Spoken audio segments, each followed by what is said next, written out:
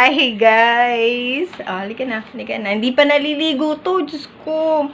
Alis kami ngayon kasi merong therapy si Aiden today. So, meron siyang therapy session. Eto, isasama ko to kasi wala namang maiiwanan sa kanya.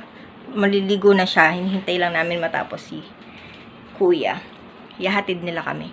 So, si Aiden, nagte-therapy pa rin siya. Doon pa rin, sa Recreo Development and Therapy Center. Twice a week ang kanyang therapy. So, from the start, simula nung nag-therapy siya, doon pa rin kami. So, ayun, samahan nyo kami. And, papakita ko sa inyo kasi meron na silang uniform. Ang cute. T-shirt lang naman yung uniform nila. Pero, at least, para nasasanay. Kasi nung nag-i-school dati si Aiden, ngayon po kasi homeschool siya. Nung pupasok siya sa mainstream school, sa regular school, hirap na hirap ako pag nag-uniform siya kasi may times na ayaw niyang mag-uniform. Saan tayo pupunta?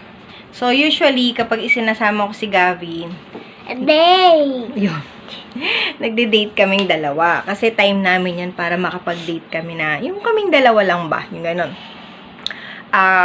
Usually, kumakain kami. Kung hindi dun sa Mamihan, dun sa Halo-Halo, pumupunta kami sa Walter Mart o kaya sa Pure Gold, ganyan. So, sinasamantala ko yung 1.5 hour para makapag-spend ako ng time kay Gavi na sa kanya lang ako nakatutok talaga. Kasi minsan, alam mo yun, importante din yan para mas makilala mo sila. Minsan, may mga time din naman na si Aiden lang yung kasama ko. So, ganun.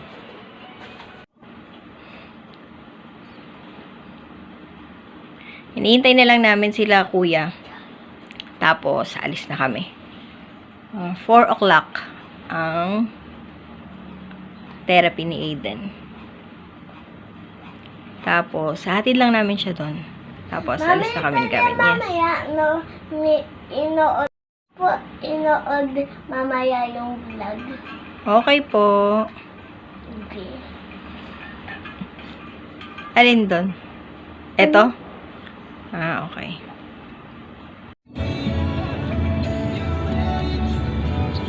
Ito yung uniform ni Aiden. Say hi. Mamaya asawa ice water. Eto.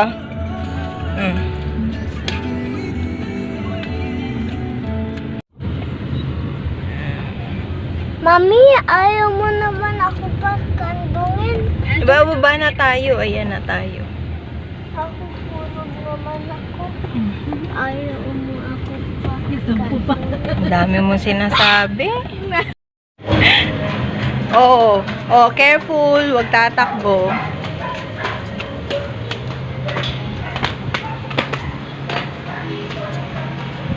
Alam na ni Aiden gagawin.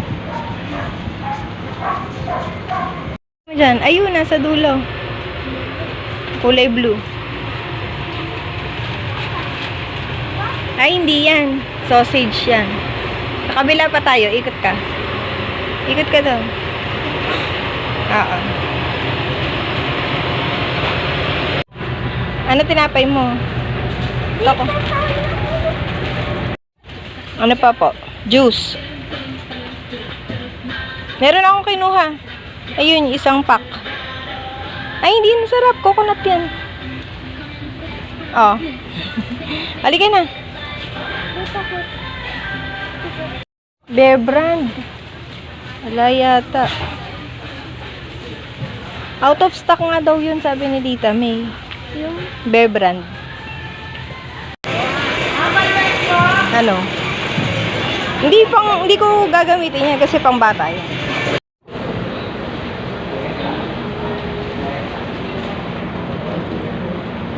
Ano po order niyo? halo-halo and Halo-halo and. Talagang merong kasama and. Oh, wag ka nang gumanyan. Baka may tumulo na. Bakit ka kasi ng pa-cute? Tumuloy laway. Pinagtatawanan niya yung sarili niya. Tingnan niyo. Tumulo yung laway niya. Ulit-ulitin. Grabe, ano ba yan? Ang dami pa nung laway.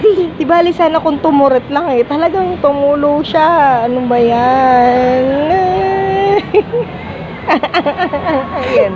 Tingnan nyo mabuti. 1, 2, 3. Kita nyo ba? Ay. Happy ka na? Na may order niya. Order niya to. Me. Order niya yan.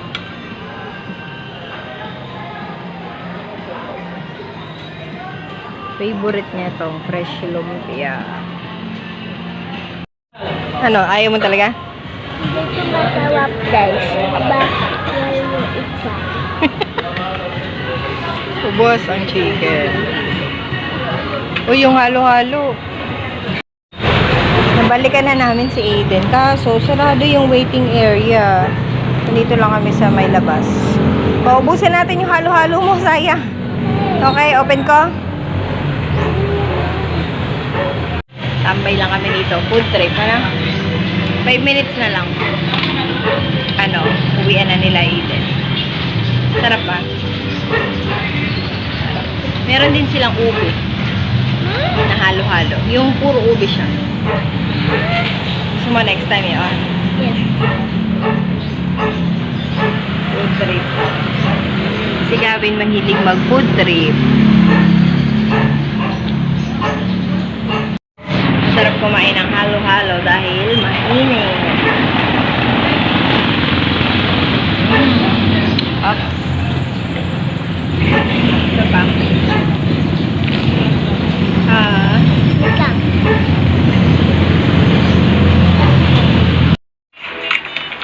How's your therapy? Good? Yes or no? Bye, guys! Say bye-bye. Babo. Dito na kami sa bahay. Nakauwi na kami. Halika, dito hindi ka nakikita. Dito na kami sa bahay. Hindi Busog. naman naka... Ay, ayan o, maandar. Busog na busog kami ni Gabi. Meron kaming fresh lumpia, meron kaming halo-halo, meron kaming chicken with rice. Diba? And naubos namin yun. Actually, yung halo-halo, diba kinain na lang natin sa therapy. Yun, doon namin inubos kasi busog na kami. Yes? Happy ka naman today, napagod ka. Alam niyo minsan, naaawa ako dito kasi may times na pag isinasama ko siya sa therapy center, tapos nandun lang kami sa waiting area, nakakatulog siya. Eh, ko naman kasi doon. Tapos, pagkatapos niyang kumain, nakakatulog siya. Naawa ako sa kanya minsan. Pero kanina, dahil lumabas kami, may binili lang kami sa Pure Gold, tapos kumain kami. Yun, nag-enjoy siya. Diba? Pero usually, nandun lang kami sa loob, nag-Netflix lang kami. Diba? Huh? Nag-food trip lang tayo doon, tapos nanonood doon sa waiting area, doon sa therapy. Diba? Yes. Ganun lang ginagawa namin.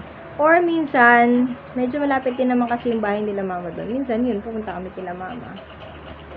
Pero mas madalas, hinihintay na lang namin talaga si Eden. Kasi 1.5 hour lang naman yun. Diba? Kalmo! Ayun. Diba? Hindi ko alam guys kung bakit nawala yung audio dito sa part na to. Pero, ang sinasabi ko dyan is sa Recreo Development and Therapy Center pa rin nagte-therapy si Aiden. And by next month, sa May, magkakaroon siya ng assessment. Grabe, sobrang tagal na pala makakuha ng slot for assessment sa ngayon.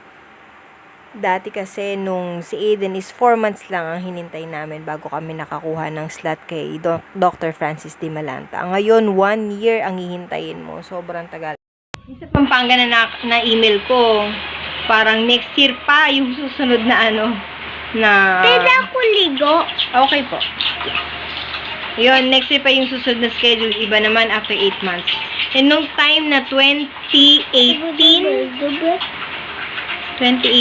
2019, nung nagpaano ako kay Aiden, kay Dr. Francis Di Malanta, 4 months ang inintay namin. Ngayon, grabe, sobrang tagal. 1 year ang hihintayin mo bago ka ma-schedule. Grabe talaga. Anong schedule? Yung para i-check up si Aiden. Ganun. Akala ko yung bubudutan ako. Yung sa dentist mo. Ala pa. Wala pa. Bye-bye guys. Ligo na ako guys. Sige na guys, papaligo ako muna siya. Bye guys! Bye Thank you for guys. watching. Love you. Mwah.